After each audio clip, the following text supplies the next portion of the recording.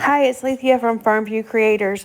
Let's work on this 4th of July hutch. I think these hutches are adorable. I love working on these little tiny pieces. They are so fun, and do not be intimidated by them because they're just fun. So first I'm going to categorize all of my pieces based on what color I'm thinking of painting them. The sticky board is well loved, so some things are not going to stick very well, but that's okay. I like to use them as much as I can before I make a new one. Kind of, again, trying to figure out what colors I want to paint things and grouping them based on those colors. So I'm going to use 2 different stains for the actual hutch.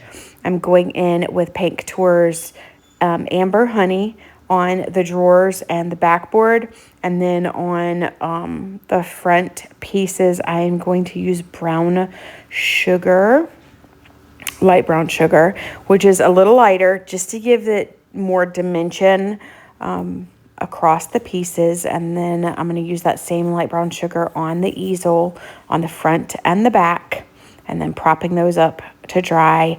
I am going to use Cozy Beige on the bun, but I didn't like it. So I'm going to grab my Grounded and add that on top. And then for the bottom part of the bun, I just used Grounded, and I didn't like that either. So I pulled back out the Cozy Beige, and I'm kind of using my brush to mix them right there on the piece. And then I was happy. It was better. For most of this, I'm going to use the same brush, just cleaning it with a baby wipe between colors. The yellow here is Spanish Sunrise.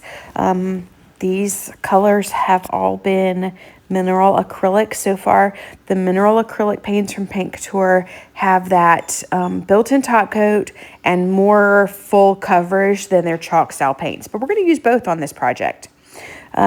Pitch Black is just a beautiful black. Most of the time I only do 1 coat with this color because it doesn't need another coat. It's that full coverage, and I just love it. So I'm going in and I'm painting everything that I want of a color across the whole board before I move on. I will have to pull some colors back out and redo some stuff, but that's okay. I'm trying my best. So for the watermelons, I'm starting with Autumn Sage chalk style. Less full coverage, no built-in top coat. And then I'm going to go in with Opulence and just kind of squiggling. There are score lines, and I'm following those score lines, but to get that, I'm just kind of squiggling my brush across them. And then I used a fan brush to kind of blend that a little bit to make it more natural looking. And I really like how it turned out. And it doesn't matter that the chalk styles don't have a built-in top coat because I'm going to put dead flat on top, so it doesn't really matter. For my white, I'm using Paint Couture's Farmhouse Linen in the chalk style. On the flag, I'm kind of doing the rim and then the white stripes. On the red solo cups, I'm doing the rim and then the inside of the mustard and the ketchup. And then I have a whole little group of white pieces there. I'm using that same brush for a lot of it. And then I'm going to switch to a makeup sponge after I finish with the brush, getting that wheel. I am not good at painting in the lines, so sometimes it gets a little wobbly and wonky, but it's okay because it's hand painted. The makeup sponge works really well when you have those scored lines that you don't want filled in with paint.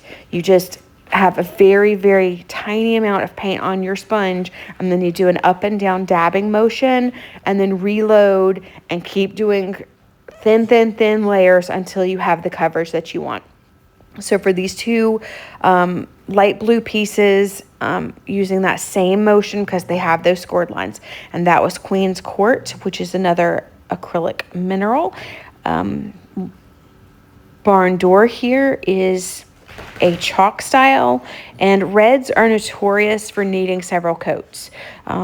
So I am going a little heavier with my brush on these just to kind of hopefully not have to do 3 and 4 coats.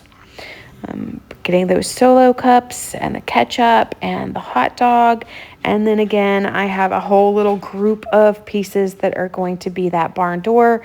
And then I need to finish those stripes in the flag. And there you can see how I kind of got out of the line, but it's okay. I'm actually going to kind of smooth that out in a little while with a much smaller detailing brush. For the wagon, you can see how the red needs more than one coat a lot of times, just to even out that paint and to make it look a little smoother. So I'll go back and do another coat, and then doing some of the pieces on the bunting, and then going and getting that second coat for the red. Again, using the same brush, and I usually try to paint with the grain of the wood. The paint just lays down and takes less paint to cover, but with these small pieces, sometimes that's a little difficult. You know, you try your best, but it is what it is. So I'm getting the pinwheel and hitting those other pieces with that second coat. And then for the blue, I am using Night Sky. It's one of my favorite blues. I'm going to go in with my ombre sponge, and I'm doing that dabbing motion because I want those stars to stand out. That meant that I did not have even sharp edges on the blue part of the flag, but I liked that effect, and I thought it turned out really well. This blue is so deep that sometimes it does take a couple of layers to get it smoothed out and even. But when you use the dabbing motion with a sponge, it goes on quicker, maybe. Had a little blue that strung from my brush. I had to kind of erase and then repaint, which was fine. I'm using that detail brush to smooth out that red. And then just getting that second coat where I needed it.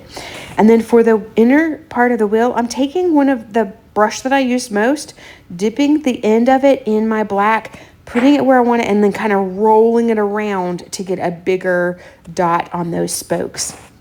And then, of course, I'm going to use my Debi's DIY Dark Wax to distress my pieces. Didn't really do much on the black or the blue because it wasn't going to show up, but that's okay.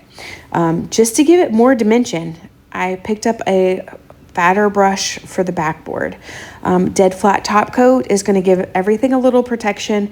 It's also going to take out any shine from those mineral acrylic paints and just give it a really flat matte look, which is what I prefer. So getting all those pieces off of that backboard after that top coat dried, and using art glitter glue to glue my pieces together.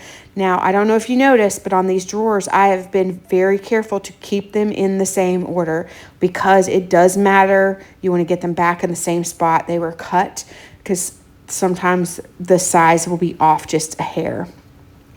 Building up those layers, trying to figure out where I want that wagon. I want that handle. I wanted it to have a little more support, so I wanted it to connect with the hutch on the top.